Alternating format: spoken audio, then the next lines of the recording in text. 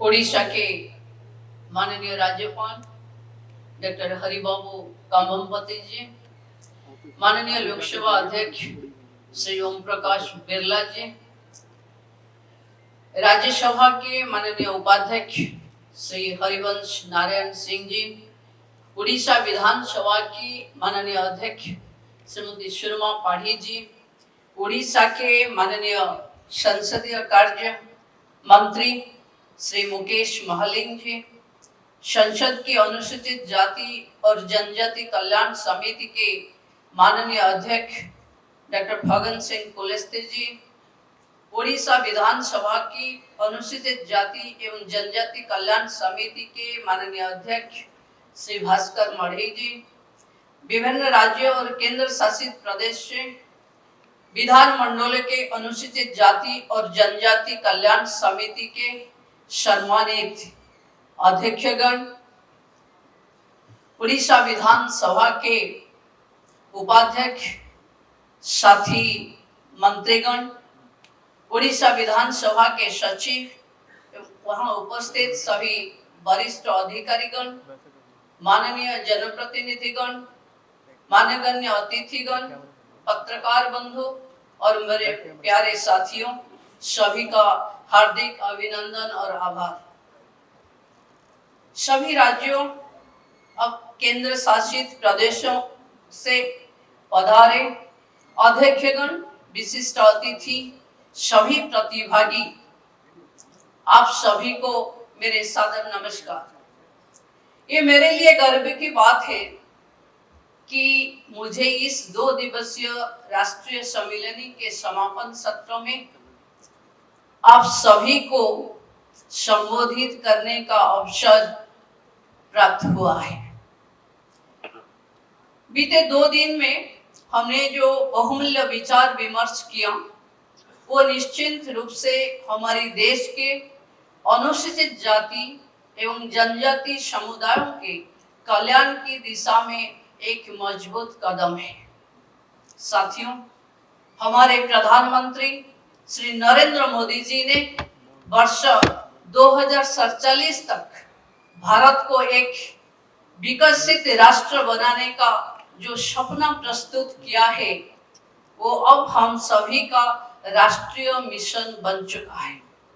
ये अमृतकाल अगले 22 वर्षों का ये सुनहरा अवसर है जब हम आत्मनिर्भरता, समानता और न्याय के मूल्यों को आगे बढ़ाकर देश को नई ऊंचाइयों तक ले जाएंगे। इस मिशन में अनुसूचित जाति और जनजाति समुदायों की भागीदारी निहायत जरूरी है। हमारे राज्य उड़ीसा ने भी विकास के पथ पर तेजी से कदम बढ़ाया है। मुख्यमंत्री श्री मोहन चरण मांझी जी के नेतृत्व में उड़ीसा ने 2036 तक एक विकसित, समृद्ध और सशक्त राज्य बनने का लक्ष्य निर्धारित किया है।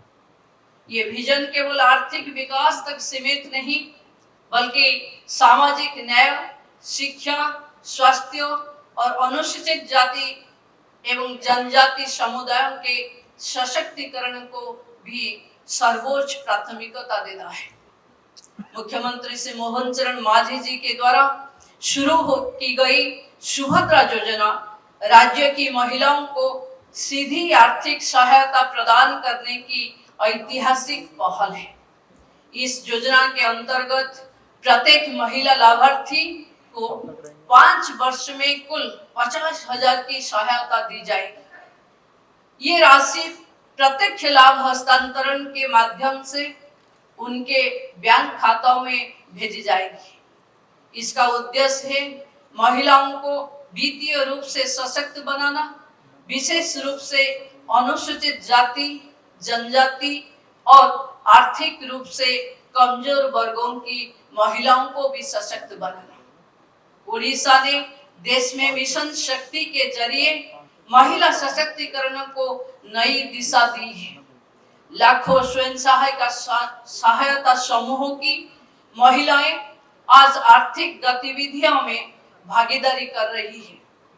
इसमें न केवल उनकी आय बढ़ी है बल्कि सामाजिक पहचान और आत्मविश्वास भी बढ़ रही है।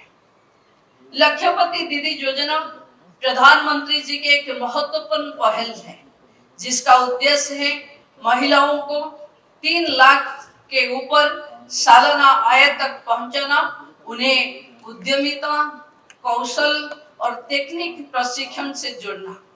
आपको जानकर खुश होगा कि ओडिशा आज लक्ष्यपति दीदी में देश में 1 नंबर स्थान पे है। कुल मिलाकर 17 लाख लक्ष्यपति दीदी ओडिशा बना चुकी है। ओडिशा सरकार ने SC/ST समुदायों के लिए कई ठोस व्यवहारिक योजनाएं लागू की है। छात्रावासों में सुधार के लिए हॉस्टल ट्रांसफॉर्मेशन प्रोग्राम, आजीविका के नए अवसर देने हेतु जनजाति जीविका मिशन, पारदर्शी छात्रवृत्ति योजनाएं और फॉरेस्ट राइट्स एक्ट के तहत भूमि अधिकारों का सशक्त क्रियान्वयन किया। इन प्रयासों का उद्देश्य है सामान्य जन का जीवन शिक्षा और रोजगार के माध्यम से समाज के सबसे कमजोर वर्ग को आत्मनिर्भर बनाना। हाल ही में मुझे बंडा हिल्स और कोटिया क्षेत्र का दौरा करने का अवसर मिला। बंडा जनजाति भारत के सबसे प्राचीन और संरक्षित जनजातियों में है। वहां जाकर मैंने देखा कि कठिन भौगोलिक परिस्थितियों में भी वो अपनी सांस्कृतिक विरासत और आत्मसम्मान के साथ जीवन जी रही है। कोटिया क्षेत्र की सीमावर्ती संवेदनशीलता, विकास की आवश्यकताएं और प्रशासनिक चुनौतियां मैंने प्रत्यक्ष रूप से अनुभव की। ये यात्रा मेरे लिए एक संकल्प बन चुकी है कि हम नीतियां केवल फाइलों में नहीं, जनता की जिंदगी में परिवर्तन लाने के लिए बनाए। इस सम्मेलन में हमने पूरा देश से आई अध्यक्षों से अनेक जमीन अनुभव का जाना। उनके कार्यक्षेत्रों की चुनौतियां, नवाचार और समर्पण हम सबके लिए प्रेरणादायक रहे। अब हमारी जिम्मेदारी है कि इन विचारों को एक्शन प्लान में बदले और नीति निर्धारण में इन्हें प्राथमिकता दें। अंत में मैं आप सभी को आमंत्रित करती हूं कि आप जब पुरी और कोणार्क की यात्रा करें तो वहां की आध्यात्मिक गरिमा, सांस्कृतिक भव्यता और कला की अनूठी छटा का अनुभव ले। पुरी जहां भगवान श्री जगन्नाथ विराजमान है और कोणार्क जहां प्रसिद्ध सूर्य मंदिर भारत की स्थापत्य कला का प्रतीक है, ये दोनों स्थल ओडिशा की आत्मा है। आप सभी का वहां हार्दिक स्वागत है। मैं एक बार फिर सभी प्रतिभागियों, आयोजकों और विभागों का आभार प्रकट करती हूँ। आइए हम संकल्प लें कि हम अनुसूचित जाति और जनजाति समाज के उत्थान के लिए केवल बातें नहीं, परिणाम आधारित काम करेंगे। जय जनजाति, जय भारत, जय जगन्नाथ।